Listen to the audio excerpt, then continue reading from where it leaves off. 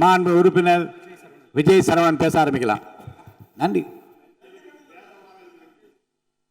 வாழ்வோம் எங்கள் வளமும் மங்காத தமிழ் என்று சங்கேணி முழங்கு. மாண்புமிகு பேரவைத் தலைவர் அவர்களே, மாண்புமிகு அமைச்சர் பெருமக்களே,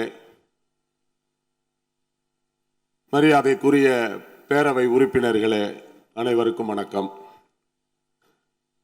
வரலாற்று சிறப்பு மிக்க இந்த மாபெரும் பேரவையில் ஆளுநர் உரைக்கு நன்றி தெரிவிக்கின்ற தீர்மானத்தின் மீது பேசுகின்ற வாய்ப்பை வழங்கி இருக்கக்கூடிய பேரவை தலைவர் அவர்களுக்கும், நாளெல்லாம் எங்கள் நெஞ்சில் இதய ஓட்டத்தை துடிப்போடு இயக்கிக் கொண்டிருக்கின்ற இளைஞர்களின் எழுச்சி நாயகர், தமிழகத்து தாய்மார்களின் போற்றுதலுக்குரிய புதல்வர், நாளைய தமிழகத்தை, நாளைய இந்தியாவையே வழிநடத்தக்கூடிய தகுதி பெற்ற ஆற்றல் மிகு முதல்வர் எங்களின் அன்பிற்கு உரிய ஜோசப் விஜய் அவர்களே, ஏழைகளின் பிரதிநிதிகளாய், எளியவர்களின் பிள்ளைகளாய், ஒடுக்கப்பட்ட சமூகத்தின் அடித்தளத்திலே இருக்கக்கூடியவர்கள் எல்லாம் மக்கள் பிரதிநிதிகளாக இங்கே அமர்ந்து மக்களுக்கான தேவைகளை, மக்களுக்கான கோரிக்கைகளை அரசின் கவனத்திற்கு கொண்டு வந்து ஆற்றல் மிக்க செயல்பாடுகளை எல்லாம் செய்வதற்குரிய வாய்ப்பை இங்கே இருக்கக்கூடிய எங்களை போன்றவர்களுக்கு வழங்கி இருக்கின்ற பொன்னான தலைவராக, புரட்சி தலைவரின் மறு உருவமாக விளங்குகின்ற முதல்வர் தளபதி அவர்களின் ஆட்சியிலே மாபெரும் திட்டங்களை எல்லாம் முன்னெடுக்க தேர்தல் பிரச்சாரத்தின் போதே தேர்தல் அறிக்கைகளை தந்து கடுமையான நிதி நிலைமை இருக்கின்ற பொழுதும் அவற்றையெல்லாம் சரி செய்யக்கூடிய வகையிலே நிர்வாக ரீதியிலான துறை ஆலோசனை கூட்டங்களை நடத்தி தான் எப்போதும் சொல்லுவதை போல செய்கின்ற தலைவராக இன்றைக்கு நம்முடைய முதல்வர் அவர்கள் இருக்கிறார்கள். இங்கே பேசியவர்களில் சிலர்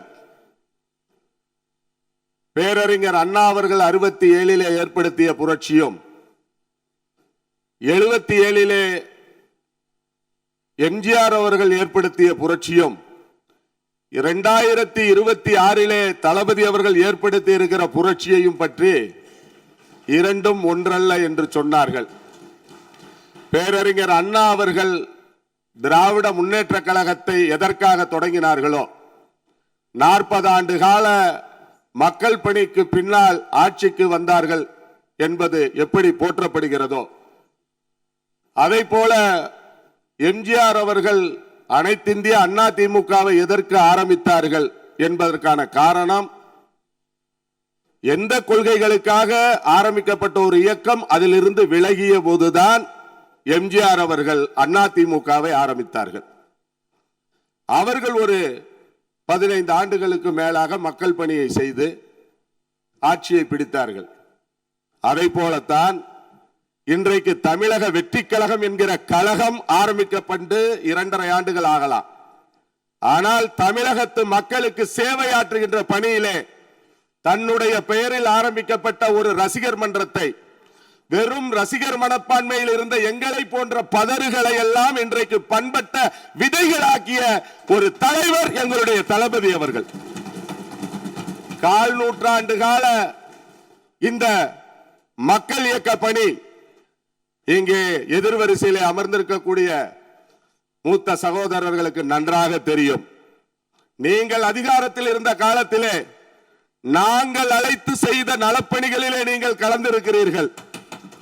எங்கள் கால்கள் படாத கிராமங்கள் கிடையாது, எங்கள் இயக்க தோழர்கள் பயணம் செய்யாத ஊர்கள் கிடையாது.